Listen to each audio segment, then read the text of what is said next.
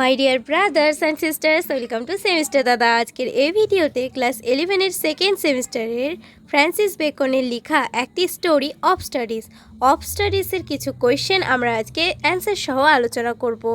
তোমাদের টেক্সট বইটি বের করো, দেখবে শেষে কিছু কোয়েশ্চেন আছে। আমরা মেনলি সেই কোয়েশ্চেনগুলি আজকে সলভ করব। চলো শুরু করা যাক। First question, what is meant by phrase সিভিনি সেক্টরস? এর মানে হচ্ছে সিভিনি সেক্টর শব্দগুচ্ছ দ্বারা কী বোঝানো হয়েছে। চলো অ্যান্সারটা দেখে নিই। সিভিনি sector signifies the distillation of knowledge where valuable insights are extracted and concentrated, much like distilled waters, retaining only the essences. এর মানে হচ্ছে সিভিনি সেক্টর জ্ঞানের পাতনকে বোঝায়, যেখানে কি হয় মূল্যবান অন্তর্দৃষ্টিগুলি নিষ্কাশন করা হয় এবং কি হয় ঘনীভূত হয়, অনেকটা পাতিত জলের মতো। কোন জলের মতো? পাতিত জলের মতো। এবং শুধুমাত্র সারাংশ ধরে রাখে। তাহলে শুধুমাত্র কি ধরে রাখে? সারাংশ ধরে রাখে। চলো next question, what is mean by studies serve for ability? এখানে বলেছে যে স্টাডিজ সার্ভ ফর অ্যাবিলিটি বলতে কি বোঝানো হয়েছে। চলো অ্যান্সারটা দেখে নিই। Studies serve for ability underscores the transformative power of learning. কিসের পাওয়ার? লার্নিংয়ের power. Cultivating intellectual process, critical thinking, effective judgment and efficient discharge of duties. এর মিনিং হচ্ছে অধ্যয়ন ক্ষমতার জন্য পরিবেশন করে শেখার রূপান্তরকারী শক্তি, বুদ্ধিবৃত্তিক দক্ষতার বিকাশ, সমালোচনামূলক চিন্তাভাবনা, কার্যকর বিচার এবং দায়িত্ব পালনের দক্ষতার ওপর আন্ডারস্কোর করে। তাহলে কিসের ওপর? দক্ষতার ওপর আন্ডারস্কোর করে। চলো নেক্সট কোয়েশ্চেন, কি বলেছে? Comment on the style of the ইজে of studies. এর মানে কি? দেখো, এর মানে হচ্ছে অফ প্রবন্ধকের স্টাইল সম্পর্কে মন্তব্য করো। এর অ্যান্সারে দেখো বলেছে যে Francis Bacon's of studies exemplifies aphoristic brilliance, conveying wisdom in conscious, witty statements. Vivid metaphors likening studies to plant burning, insulting growth. Rhetorical questions engaging readers in introspection. Classical allusions demonstrating erudition.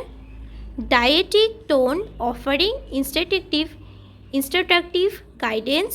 Complex Danish sentence reflecting philosophical depth. এরপরে বলেছে Bacon's style masterfully blends with wisdom and literally elegance. এর meaning হচ্ছে,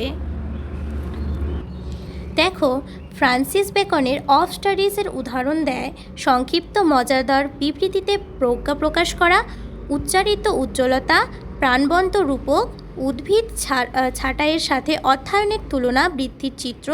এরপরে দেখো লেখা আছে যে অলঙ্কৃত প্রশ্ন পাঠকদের আত্মদর্শনের আকৃষ্ট করে, শাস্ত্রীয় ইঙ্গিত, পাণ্ডিত্য প্রদর্শন, শিক্ষামূলক টোন, শিক্ষণীয় দিক নির্দেশনা প্রদান করে।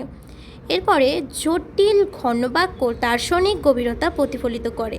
বেকনের শৈলী নিপুণভাবে বুদ্ধি, প্রজ্ঞা এবং সাহিত্যিক কমনীয়তাকে মিশ্রিত করে। চলো নেক্সট কোয়েশ্চেনে যাওয়া যাক। দেখো next question, what is the use of studies as propagated by Bacon is of studies? এর মানে হচ্ছে বেকন তার অফ স্টাডিজে প্রচারিত অধ্যয়নের ব্যবহার কী। চলো অ্যান্সার দেখা যাক। বেকন অ্যাডভোকেট স্টাডিজ ফর, এর মানে হচ্ছে বেকনের জন্য অধ্যয়নের পক্ষে কী হবে? অধ্যয়নের পক্ষে অর্নামেন্টিং অ্যান্ড ডিলাইটিং দ্য মাইন্ড, এর মানে হচ্ছে অলঙ্কৃত ও মনকে আনন্দ দেয়। কাল্টিভেটিং প্রাইভেট রিফ্লেকটিভ থটস, এর মানে হচ্ছে ব্যক্তিগত প্রতিফলিত চিন্তার চাষ করা। এরপরে দেখো রিফাইনিং জাজমেন্ট অ্যান্ড ডিসপোজিশন, এর মানে বিচার এবং স্বভাব পরিমার্জন। ইনহ্যান্সিং ন্যাচুরাল অ্যাবিলিটিস, এর মানে হচ্ছে প্রাকৃতিক ক্ষমতা বৃদ্ধি। Fostering conference and writing skills, এর মানে হচ্ছে সম্মেলন এবং লেখার দক্ষতা বৃদ্ধি করা। Influencing manners and moral character, এর মানে শিষ্টাচার এবং নৈতিক চরিত্রকে প্রভাবিত করে। এরপরে দেখো বলেছে রিমাইন্ডিং মেন্টাল ডিফেক্টস, এর মানে হচ্ছে মানসিক ত্রুটির প্রতিকার। এবার স্টাডিজ মানে সবাই জানো অধ্যয়ন।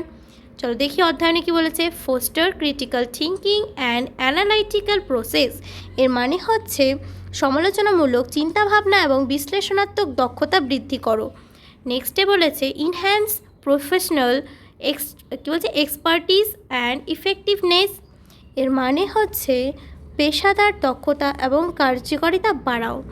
নেক্সটে বলেছে develop wisdom, discernment and sound judgement, এর মানে প্রজ্ঞা, বিচক্ষণতা এবং সঠিক বিচার বিকাশ করো।